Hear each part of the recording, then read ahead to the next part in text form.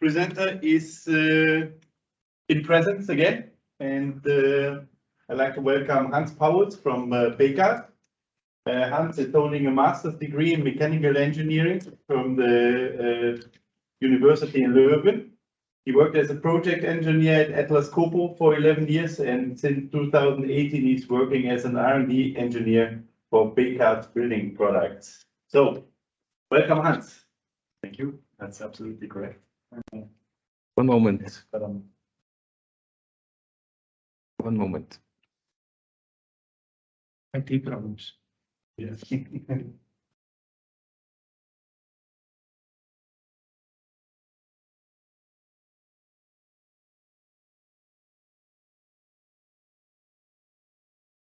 Okay. Can everyone hear us? Check last We have the microphone on. Yes. Okay. Okay. Up to you. I'm here to talk about UHPFRC, which obviously stands for Ultra High Performance Fiber Reinforced Concrete. It's a mouthful. So what is Ultra High Performance Fiber Reinforced Concrete? So as it's been mentioned many times before in the previous presentations, it's high strength concrete with other performance benefits.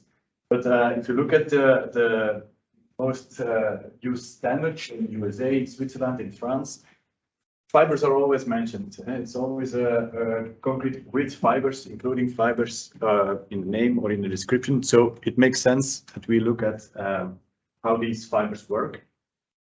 So what is steel fiber reinforced concrete? It's basically concrete with a 3D network of steel fibers included in it. And the effect is that these fibers effectively bridge a crack as such that a load can still be carried in a cracked state. It's very nicely illustrated in this picture from in our lab that you see the fibers stick out from one end of a cracked beam of concrete to the other. And as such they can still carry a load. And the result is that you increase the strength of the concrete. So it's basically the bending strength and pure tension, because on compressive strength fibers have little to no impact. And they also increase the toughness of the resulting concrete, so it's resisting better to crack development, keeping cracks small. A bit more theoretical, if you look at a concrete specimen that is put under direct tension, which is a very difficult test to do. Normally, when you try to test the mechanical properties of concrete in tension, it's usually done via another way by doing tests on by flexural tests and then counting back towards a direct tension strength. So if you look at traditional unreinforced concrete, there's a linear elastic buildup of stress when you apply build until a certain elastic limit, and then a crack forms and the specimen breaks. If, however, you add fibers in the mix, you get this bridging effect, and then you can still carry load after the crack is formed. And in official terms in fiber reinforced concrete, we talk about softening behavior, and that is the case when with increasing deformation, you can still apply a load, so there's still a strength in the material, but it's less than the elastic limit. If you increase the amount of fibers, or you use a more special type of fiber with a specific hook or a higher tensile strength, then there are ways to reach a higher strength in cracked state compared to the elastic limit. So in all these graphs on the slide here, I've always considered the concrete to be the same. So the elastic limit is always the same. Only the amount of fibers is different. But of course, the elastic limit is depending on the type of concrete you use. If you use other concrete, this limit will also follow the compressive strength to a higher stress level. And this is most extreme when using high performance concrete. Technically, I should also draw this line a bit more steep because it's usually also a more stiff material. but for simplicity, I kept it a bit the same. So the elastic limit increases dramatically, but what you also see with high performance concrete is that this transition between the linear elastic and the plastic phase is becoming less clearly defined. So you don't get this immediate drop and then a build up, but you see a gradual transition towards a plastic behavior. And then in this zone, we actually get multiple small cracks forming. And instead of just one big crack, so the first crack is not the last anymore in your specimen. So as it was already shown in the presentation of Peter this morning, when you when you do a compressive strength test on high performance concrete without fibers, it's always a very explosive test. So bits and pieces fly everywhere. But when you add fibers, you actually keep your specimen compact. It's remained in its shape, and that's, I think, a nice illustration of the ductility of the material. So this is a cube, 150 by 150 cube of 130 megapascal concrete after it has been tested. So this contains steel fibers, and you see it's still recognizable as a cube. And this ductility is actually one of the most important properties that, or the most important contribution of the fibers to high performance concrete. And it's also in some of the standards, it's also a property that is specifically asked to be checked. For example, this formula in the French standard, without going too much into detail, basically compares the stress relation to the elastic limit. And if it meets a certain requirement, in this case it's 0.4, then you know it's sufficiently ductile to be considered as a high performance fiber. The types of fibers that are used are completely different than the fibers that are used in traditional concrete. So in normal concrete, it's these hook tent type fibers, so small pieces of steel wire with hooks at the ends.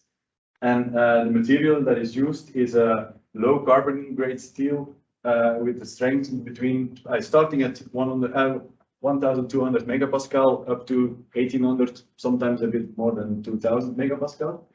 But in high performance concrete, the typical tensile strength of the steel wire that is used is usually 3,000 megapascal and higher. So it's a high carbon content steel, specifically to support these higher loads that are playing in this type of material.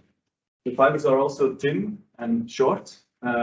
So the typical diameter is around 0.2 millimeter, whereas the traditional fibers go between 0.5 and 1 millimeter in size. And they're also mostly straight fibers. One question I often get when people see these fibers, and these are the ones that are used in high performance concrete, they have a kind of brass coating. But yeah, this has no impact on the concrete whatsoever. Basically, this coating is there just to aid or to help in the production process of these fibers, because the coating actually behaves as a kind of lubricating agent in the drying process. It has no effect on the properties in concrete, but it's just it's there, and yeah, we don't remove it after. I was always thinking it was cold so that it can make clear that the price is much higher. Yeah, you could also look at it like that, but it has only an effect in the production process of the fibers. So in terms of mixed designs and fiber dosage, it's also already mentioned a couple of times before, but you're looking at high dosages. The traditional concrete uses between 20 and 40 kilograms of fibers per cubic meter, which is less than half of volume percentage. In high performance concrete, you typically don't look at dosages below 80 kilograms. It can go up to 200 kilograms per cubic meter. or even high in some extreme cases. When you're using such high dosages, it's very important that you take care while dosing the fibers to avoid balling. So that when the fibers clog together, even these short straight fibers, people think of balling because of the hooks, they all entangle, but even short and straight fibers can clog together. So it's important that you don't dump 200 kilograms at once in a mixer, but you just gradually apply them during mixing. And obviously also with these high dosages, you will see an effect on workability. So it's important in that sense to, and so to be clear, the ductility will be, the workability will be a bit lower. Mainly the flow of your concrete will decline. So you see that here, it's one of the paper that I found that in increasing steel volume, steel fiber volume, you will see a lower slump flow, which can be countered by using the right amount of superplasticizer in many cases. It's doable to work with it, but it's important to not optimize your concrete mix and then add fibers, but it's important that you take the fibers into account from the beginning. And then one remark at the end, it briefly came up in the previous presentation about blending of fiber types. This is something that also comes up quite often. And the idea behind it is that you use the short and thin fibers to catch the micro cracks, and then to add ductility in higher deformations, you add longer fibers. But in many cases, it's a compromise. It's true that with longer fibers, you improve the ductility for larger deformations, but you lose a bit on the small deformations in terms of performance by reducing the amount of microfibers. So, in my opinion, I think it's better to stick with one type of fiber and in a high dosage instead of splitting up the dosage in between two different fibers. It's going to be simpler, and I think it's easier to make. It's just as good as trying to blend different types together.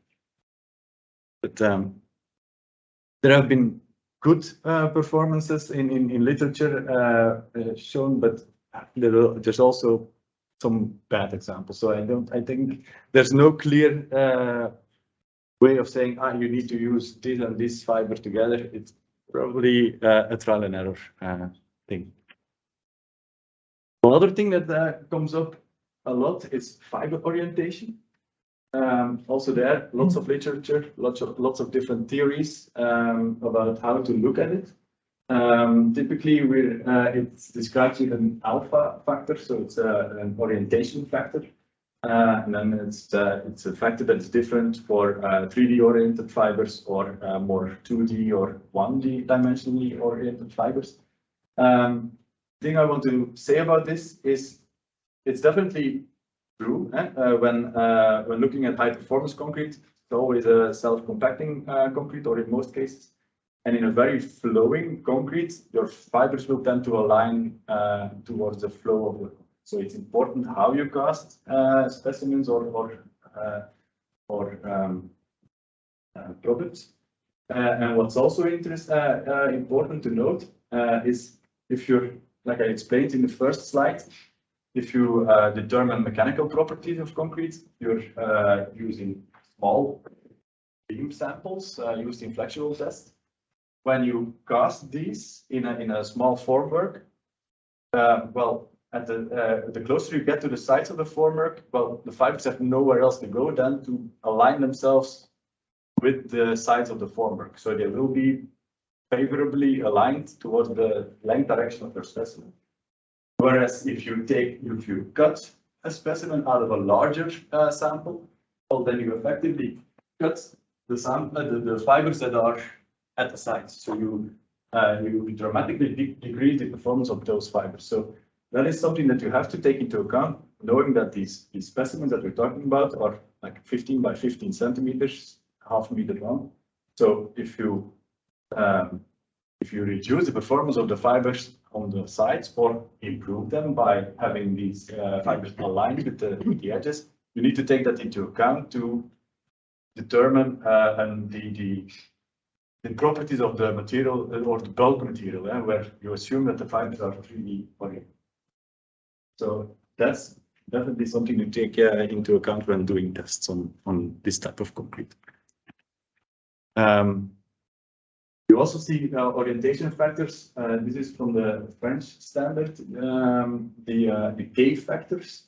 They are also called orientation factors. I think it's a bit, the naming is not ideal, but it has something to do with orientation, but not only that. What this is basically you first do lab trials on small samples to determine the mechanical properties. You start designing with those properties your structure and your whatever you want to build.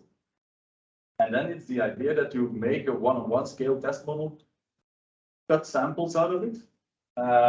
It's on here for these bridges, and you make a one-on-one scale sample and you take in specific directions the sample, and then you compare those samples with the ones that you made in your lab. And the difference between the two is the K factor. And that's what they call an orientation factor.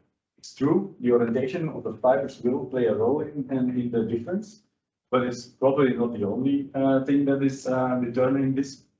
But it's a way of working with the safety factor, lab versus reality. What's interesting here on these bridges, these are two times actually the same bridge shape, so not the same bridge physically, but in terms of design and concrete, is the same bridge. But in one case, and I forgot the one, I think in this one, this was injection molded, and in the museum in Marseille, it was cast.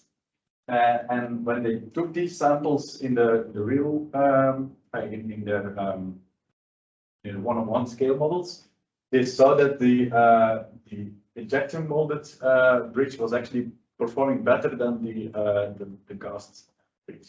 So in that sense, it totally makes sense to do these trials and to confirm your assumptions in your design. And it shows also that the method of production can have an influence on the material properties and specifically on the orientation effects of the fibers. This real-world example already came up in an earlier presentation. So it was the bridges in Chillon, in Switzerland. They showed excessive creep and alkali silica reaction damage. But they couldn't demolish the bridges because, well, the only alternative was that was going to be allowed was a tunnel, and that was much more expensive than trying to find a way to refurbish the bridges. And that was eventually chosen. So they chose to apply a self-supporting high-performance fiber-reinforced concrete overlay,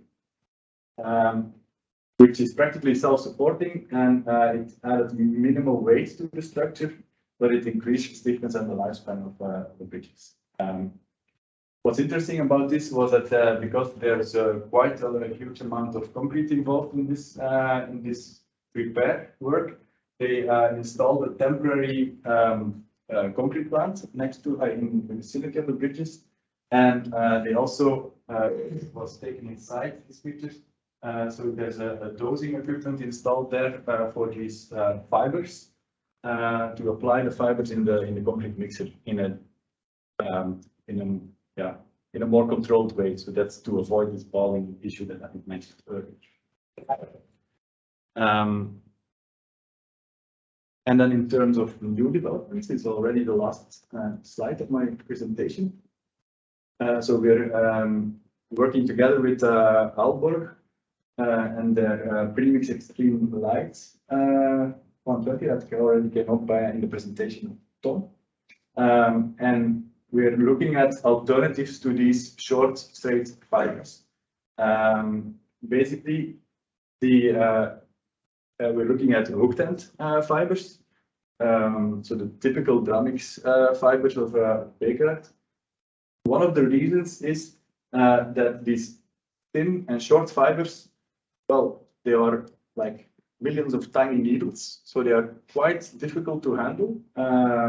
And even with gloves, they can tend to stick to your glove, and well, it's not very pleasant. The benefit of these hooked end fibers is that they are always produced in glued bundles to help the distribution problem and to avoid falling, but it's also easier to handle. So that's one of the benefits. But also in terms of performance, the graphs you see here on the right is our results from a flexural test. The red curve is the one with traditional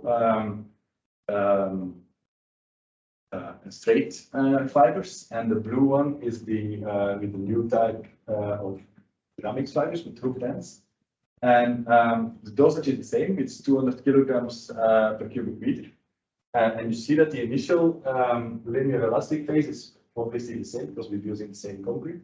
And there's a slight improvement noticeable at small deformations, but also improvement in the standard deviation, so in the variation in the test results. So these are the averages of many test beams that we made. So you see that there's less variability in small deformations with the hooked end fibers. But the main difference happens after the peak has been reached. So you see with the straight fibers, they gradually decrease their peak performance, whereas with the hooked end fiber, it stays a bit, it stays quite horizontal to a large deformation, and that is due to the effect of these hooks. When these fibers are put under tension, the hooks start to deform, and the fiber is gradually pulled out of the concrete matrix.